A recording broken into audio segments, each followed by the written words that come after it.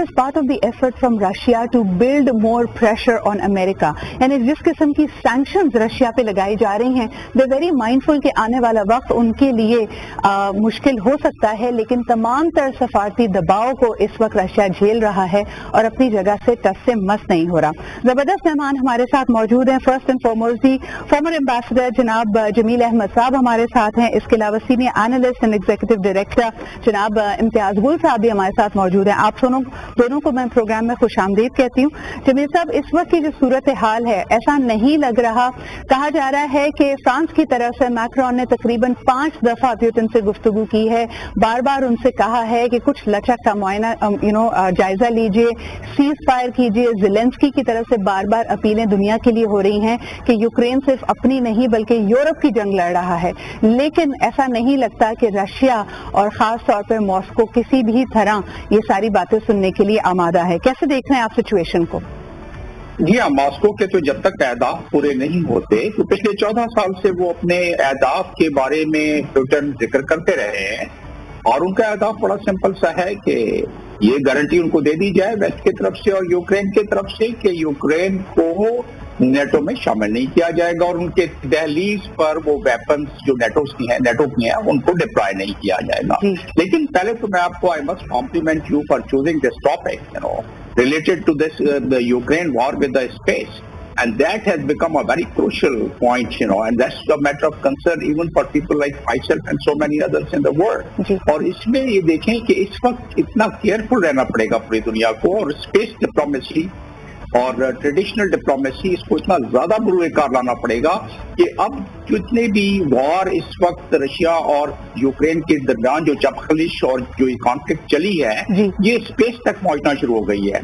और वही सबसे बड़ी खतरनाक बात है जो स्पेस में रशिया ने अपना ही एक स्पेस स्टेशन को उड़ाया है मिसाइल के जरिए और स्पेस वेपन्स जो है सिर्फ 3 कंट्रीज के पास है दुनिया में. एक चाइना के पास है, इंडिया ने भी कर लिया है, लेकिन ज्यादातर चाइना, रशिया और यूएस इनके पास है. तो ये जो मिसाइल के जरिए उन्होंने किया है, इसमें पहली बात तो ये है कि ये दुनिया को दिखाने के लिए कि हमारे पास स्पेस वेपन है और ये दुनिया को दिखाने के लिए कि हम स्पेस को इस्तेमाल कर सकते हैं और इस जंग को हम खिला में भी लेके जा सकते हैं. और दूसरी बात यह कि अपनी ताकत और अपनी कुव्वत को बताने के लिए. तीसरी बात यह है कि डेब्रीज जो वहां इस वक्त कोई 15,000 ऐसी डेब्रीज हैं जो स्पेस में मौजूद रहेंगी और इतनी तेजी से सर्किट कर रही हैं कि अगर वो किसी और सैटेलाइट से टकराएंगी या किसी और स्पेस स्टेशन से टकराएंगी तो वहां इंसान भी होती हैं, ऑपरेट करते हैं जो स्पेस स्टेशन को. और space station basically is a team work.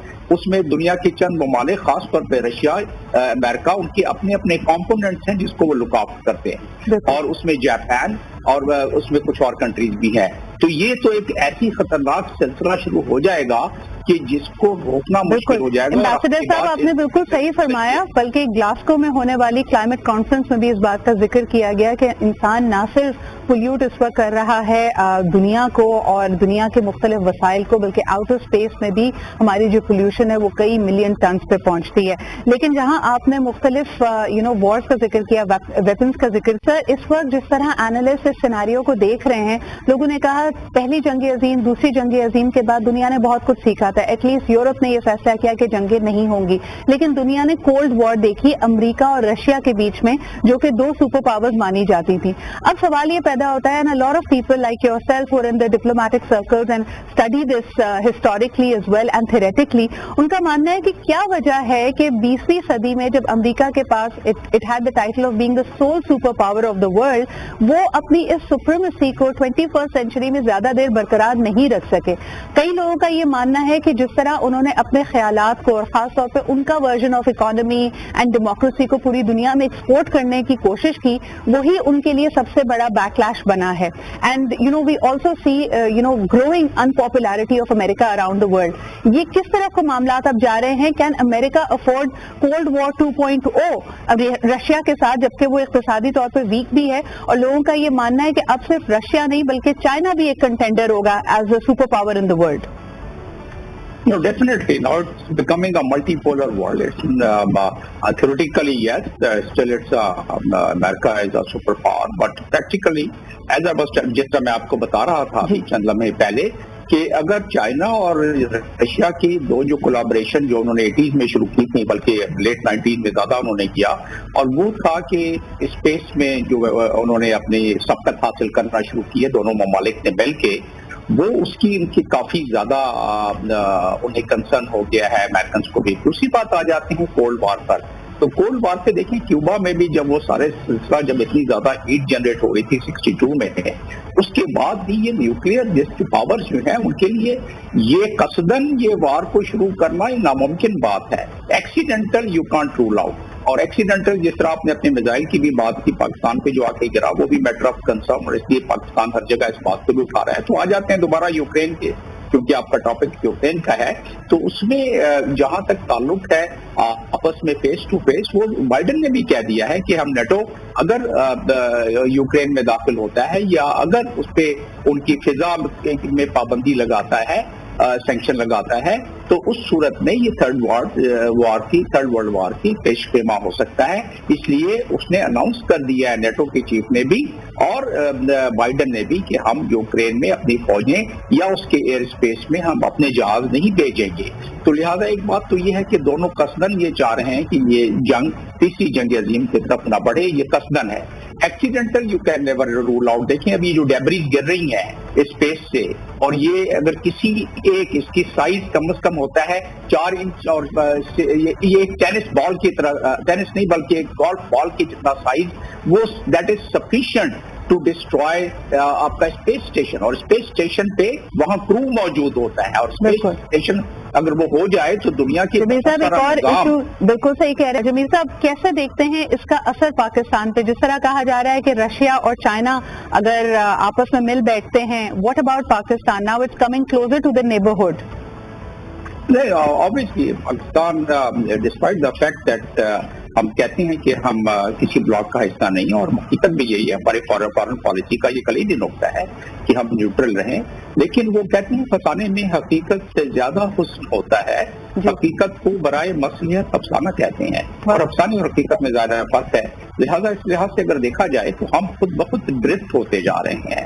ہم شنگھائی کوآپریشن آرگنائزیشن کا بھی حصہ ہیں، ہم ECO کا بھی حصہ ہیں، اور ہمارے جتنے بھی مراسم ہیں چائنا کے ساتھ اور اب رشیا کے ساتھ جو مزید پچھلے 12 سال سے بڑھنا شروع ہو گئے ہیں، اور پرائم منسٹر کے وزٹ کے بعد خیر اس کے کچھ خمیازہ بھی بھگتنا پڑ رہا ہے، لیکن اس وزٹ کے بعد مزید وہ مراسم بھی تھوڑے سے آگے بڑھ رہے ہیں۔ تو لہٰذا ہم خود بخود اس پورے گروپ میں اس کے نقصان سے بھی ہمیں نبردآزما ہونا پڑے گا، اور اس کے فائدے آگے جا کے، یہ ٹرانزیشنل پیریڈ جو ہے بڑا کٹھن ہے ہمارے لیے، لیکن آگے جا کے جس طرح امتیاز صاحب فرما رہے ہیں، آگے جا کے یقیناً جب یہ روس اور چائنا کے جو اس وقت ہم آہنگی چل رہی ہے بہت ان دی اکنامک سائڈ، اور جو انرجی کا بھی انہوں نے اولمپک گیم کے دوران پچھلے ماہ جو معاہدہ کیا ہے $172 بلین کا معاہدہ کیا ہے انرجی کا، یہ آپ آگے جا کے دیکھیں گے کہ کئی سو بلین اور بڑھ جائیں گے۔ صحیح یہ تجزیہ ہے کہ اس میں ان کو کوئی پرابلم نہیں ہوگی، لیکن ایک چیز کی توجہ میں آپ کی دلاتا چلوں کہ رشیا جو ہے اپنے ڈپلومیسی کو اور اپنی ظاہر ہے ملٹری کو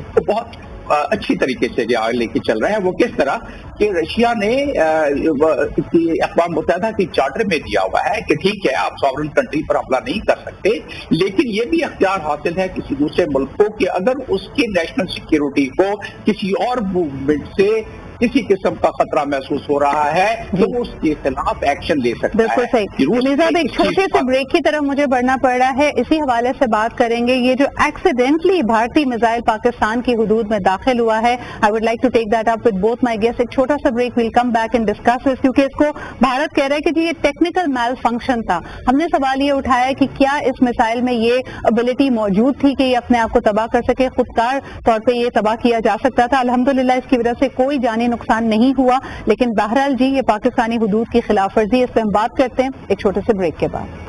امبیسڈر جمیل صاحب، دہانے پہ کھڑی نظر آ رہی ہے پوری دنیا تیسری جنگ عظیم کی، دو نیوکلیئر ممالک کے بیچ میں اس قسم کا ایڈونچر، اور خاص طور پہ اتنی غیر ذمہ داری کا ثبوت جو بھارت دے رہا ہے۔ کیا آپ کو لگتا ہے کہ do you smell foul play in this as well? کیا آپ کو لگتا ہے کہ جو ایک طرح سے بساط دوسری طرف آ رہی ہے جمیل صاحب؟ جی آپ کا سلسلہ تکلم کچھ ٹوٹ کر مجھ تک پہنچ رہا تھا، لیکن سوری آپ کو میری آواز کرامبل ہو رہی ہوگی سر. میں نے کہا کہ دنیا تیسری جنگ عظیم کے دہانے پہ نظر آ رہی ہے. رشیا اور یوکرین کے معاملات کو دیکھ کر 2 نیوکلیئر پاورز کے بیچ میں اس طرح کا مس ایڈونچر یعنی ٹیکنیکل میل فنکشن ہے جی، یہ کہہ کے بھارت کی طرف سے ایک میزائل داغا جاتا ہے جو پاکستانی حدود میں آتا ہے. کس طرح دیکھ رہے ہیں سر اس کو آپ؟ نہیں، یہ میزائل کا معاملہ جو آپ کا سلسلہ تکلم مجھ تک پہنچ سکا ہے کیونکہ بیچ میں کچھ تھوڑی سی ڈسٹرپشن تھی، ٹوٹ کر آواز آ رہی تھی. لیکن یہ ہے کہ اس کا سب سے بڑا مسئلہ یہ ہے کہ یہ ایکسیڈنٹ کل کو اگر ہماری کسی تنصیب پر آ کر یہ میزائل گر جاتا اور اس میں اگر انڈین کہتے کہ یہ ایک مسٹیک ہے تو یہ پھر کون ماننے کو تیار ہوتا. اور ایئر اسپیس میں اس وقت کچھ 6 کے قریب جہاز ہمارے تھے، ان میں سے کسی سے ٹکرا جاتا انٹرنیشنل اس پہ، اور اس بلندی پہ گزر رہے تھے. چند بلندی کے تھوڑا سے فاصلے پر سے میزائل آیا ہے اور 124 کلومیٹر ہمارے ٹیریٹری میں آیا ہے. دنیا میں اس کی مثالیں نہیں ملتی، لہٰذا یقیناً ہمیں اس کو ہر فورم پہ اٹھانا چاہیے، بلکہ ہمیں اس کو ایک ایجنڈا پوائنٹ بنوانا چاہیے جنرل اسمبلی میں کہ اس کی تدارک کے لیے آئندہ، کیونکہ دونوں نیوٹرل اسٹیٹ ہیں. کل کو کوئی اور میسائل ایکسیڈنٹلی فائر ہو جائے تو اس کا مطلب یہ ہوگا کہ اس کو مان لیا جائے، تو ہمیں اس کو اس طرح نہیں ماننا چاہیے. ہر ملک کے اپنے چیک اینڈ بیلنس سسٹم ہوتے ہیں اور چیک اینڈ بیلنس سسٹم کے تحت یہ تمام چیزوں کو روکا جا سکتا ہے. تو لہٰذا اس میں ہمیں اپنے ڈپلومیسی کے تحت اس معاملے کو ایسکلیٹ کرنا چاہیے، اور اتنا ایسکلیٹ کرنا چاہیے کہ آئندہ یہ ایڈونچرزم یا آئندہ یہ غلطی والی مسٹیک نہ ہو جائے انڈیا کے طرف سے. کیونکہ اس میں اگر ہم نے نہیں کیا تو اس چیز کی آڑ لے کے آئندہ ہمارے ساتھ کوئی اور ایڈونچرزم کرنے کی کوشش کر سکتا ہے انڈیا، جو کہ پہلے بھی ہمارے ساتھ اسی لحاظ سے. بھارتی موقف کیا ہے اس پہ، سوائے اس کے کہ انہوں نے کہا یہ ٹیکنیکل میل فنکشن تھا؟ اگر خدا نہ خاصہ کسی اور ملک کے ساتھ یہ صورتحال ہوئی ہوتی، نمبر 1 جہاں پہ یہ میزائل آتا وہ اس کو انسٹیگیشن فوری طور پہ کرتے اور اس پہ ریٹیلیٹ کرتے، ریئیکٹ کرتے. دوسری طرف یہ کہ بحیثیت ایک نیوکلیئر ملک کے آپ کو فوری طور پہ یہ سوال کھڑا ہوتا ہے کہ کیا ان کے اثاثے، ان کے میزائل محفوظ بھی ہیں پورے خطے کے لیے؟ Because this is just as you pointed out, this is ایڈونچرزم.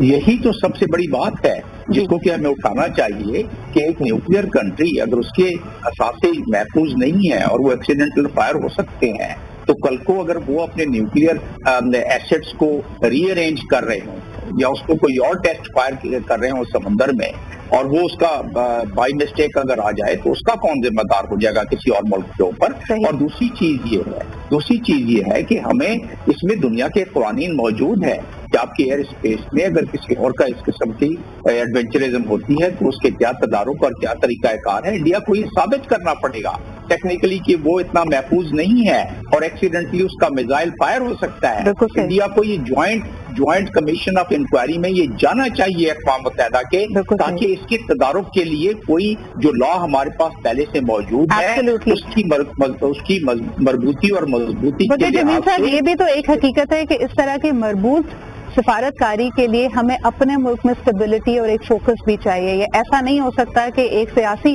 ہیجان برپا ہو ملک کے اندر اور ان تمام چیزوں کو ہم افیکٹو انداز میں کر سکیں. بہت بہت شکریہ ہمارے ساتھ موجود ہونے کے لیے.